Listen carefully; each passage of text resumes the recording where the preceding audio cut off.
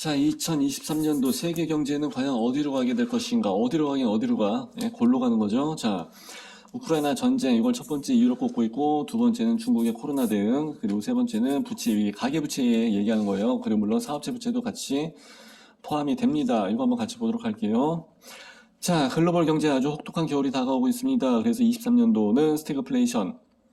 예, 요게 인플레이션이나 다른 어떤 플레이션보다도 이게 훨씬 더 문제가 되는 부분이죠. 자, 물가 상승이 지속한다는 얘기입니다. 경기가 뜨질 않습니다. 그래서 금리가 낮춰지면서 그리고 이제 인플레가 어느 정도 올라가면서 그 시동을 걸게 되면은 뭐 금리 여파도 좀 있겠습니다. 그래도 일단은 물가 상승도 좀 올라가면서 경기가 같이 좀 떠줘야 되거든요. 근데 물가 상승률만 계속해서 높아지면서 경기는 계속해서 침체가 이게 풀리지 않는 경우를 이야기하는 거예요. 그러니까 시동이 걸리지 않고 헛방으로 해서 기름만 잡아먹고서 계속 시동이 안 걸리는 그런 상태. 이렇게 해서 보시는 게 맞을 것 같아요. 자, 세계 경제가 계속해서 막 7, 8% 옛날 우리나라처럼 이렇게 해서 막 갈 수는 없지만 1.2% 전망치가 나와 있습니다. 굉장히 우울한 거죠. 그리고 IMF 총재 얘는 2% 정도 아래로 내려갈 수 있다고 이야기합니다. 거의 다 뭐 비슷한 시각인데 일단은 저성장. 예. 물가는 올라가는데 저성장이다. 그래서 이제 스태그플레이션. 그러면 계속해서 우리는 물가 올라간다는 얘기는 금리 올라간다는 얘기죠. 금리가 올라간다는 얘기는 내가 내야 될 세금은 월급은 똑같은데 세금은 늘어난다는 얘기예요. 이렇게 되면 생활고에 시달릴 수밖에 없죠. 이게 스태그플레이션이 그래서 진짜 무서운 겁니다. 자, 세계 경제가 1%대 이하의 성장에 그친 해는 2009년 마이너스 1.3% 그리고 코로나 유행 2020년 마이너스 3.3% 이때가 있다고 합니다. 그러니까 2009년하고 2020년 그러면은 경제학살서에서 말하는 11년 주기설하고 딱 맞아 떨어지죠. 물론 요번에 22년도, 23년도는 약간의 텀이 좀 길었습니다. 왜냐면 그때 경기 침체라기보다는 코로나 여파가 있으면서 2, 3년 그냥 까먹었으니까 예.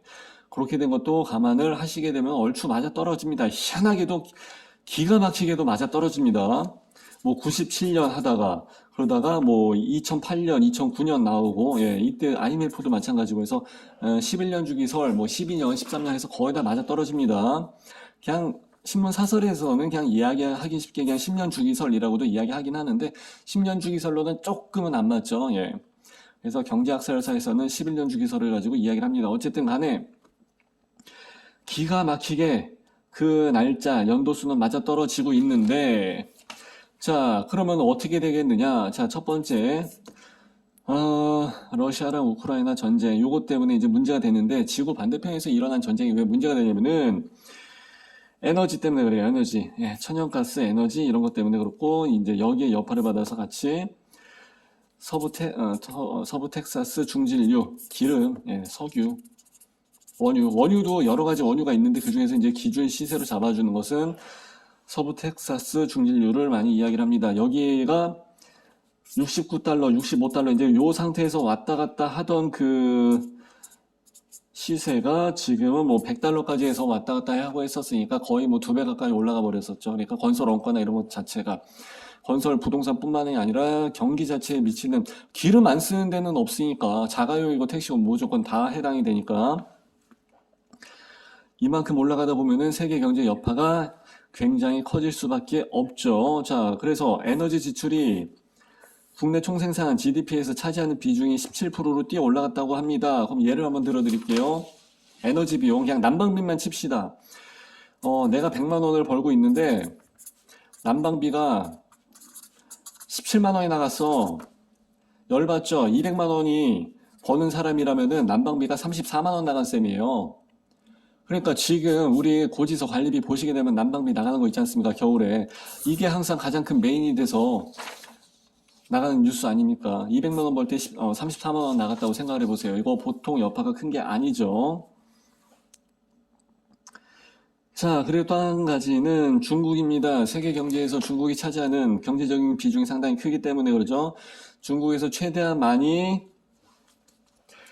내수 진작을 통해서 소비를 좀 이루어줘야 되는데 인구가 많다 보니까 어쩔 수 없는 거예요. 자, 인도도 인구수는 많지만은 인도는 일단 좀 빼고서 중국만 가지고 이야기를 많이 하는데 연평균 성장률이 2015년, 19년도에서 6.7%에서 많이 나갔었는데 지금은 뭐 4.4%, 4.6% 이것도 만만치 않은 숫자긴 하지만은 그래도 30% 정도는 많이 까여져 있는 거다. 그러니까 얘들도 100만 원 가지고 소비를 한다는 게 이제는 70만 원 가지고 소비를 해야 된다. 이렇게 해서 보시면 될 것 같아요. 그래서 문제는 코로나 때문에 지금 여기에 사태가 좀 크게 커졌는데 제 사촌 동생도 중국에서 살고 있습니다. 자, 근데 이야기를 합니다. 어떻게 해서 이야기하냐?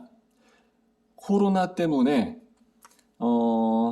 걸려서 죽으나 지금 경제활동을 못해서 굶어 죽으나 어차피 마찬가지라고 합니다. 그러니까 지금 여기 다 들고 일어나는 거죠. 예. 근데 중국도 지금 이거 풀어주지 않게 되면은 진짜 천안문 광장에 탱크가 왔다 갔다 할 수 있고 옛날처럼 어떻게 될지 모르는 상황이기 때문에 어느 정도 단계적으로 풀어주기에는 될 거는 같긴 합니다. 자, 또 한 가지는 전 세계 부채가 290조 달러라고 합니다. 290억 원이 아니라 290조 달러라고 합니다. 그러니까 이 만만치 않은 금액이죠. 우리나라도 역시 마찬가지입니다. 자, 금리 인상. 다른 지출을 확 줄여 놓게 됩니다. 소득이 늘거나 금리가 떨어지거나 둘 중에 하나를 해야 되는데 아까 제가 전편에서 말씀드렸을 때 소득은 항상 고정 변수라고 해서 말씀을 드렸잖아요. 금리는 올라가거나 내려가거나 할 수 있습니다. 근데 이 금리를 우리나라가 마음대로 할 수 있는 건 아니죠. DSR은 마음대로 풀 수가 있습니다. 그러나 가계부채가 많기 때문에 DSR을 풀지를 못하고 다른 거 다 은행 대출이나 이런 거를 조금씩 한 단계씩 완화해 가지만은 DSR만큼은 지금 남겨놓고 있는 이유가 이제 바로 그거죠. 가계부채가 많으니까. 근데 금리는 세계 경제의 금리를 따라가야 되기 때문에 한동안은 상방의 영향이 굉장히 크게 될 것 같습니다. 그래서 내년도 거까지 해서 한번 점쳐보게 된다면은 네. 세계 경제 글로 간다니까요. 진짜 골로 간다는 말이 딱 맞을 것 같습니다. 만만치 않은 상황이죠. 그러나 미국의 금리는 강성으로 가면서도 쉽게 사그러들 것 같지는 않습니다. 우리나라 금리도 따라갑니다.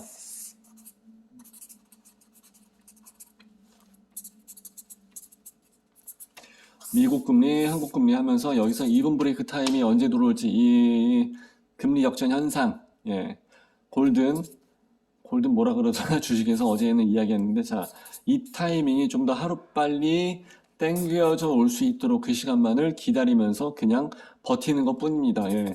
가계대출과 사업자 대출로 해서 그냥 연명하면서 가는 거죠. 참 어렵습니다. 예. 그래도 언젠가는 사이클 텀이 있으니까 예. 좋은 때 호황이 오게 되지 않을까 예, 생각을 한번 해봅니다. 자, 이렇게 해서 오늘 신문 사설도 마치도록 하겠습니다. 감사합니다. 이거 아시죠? 오케이.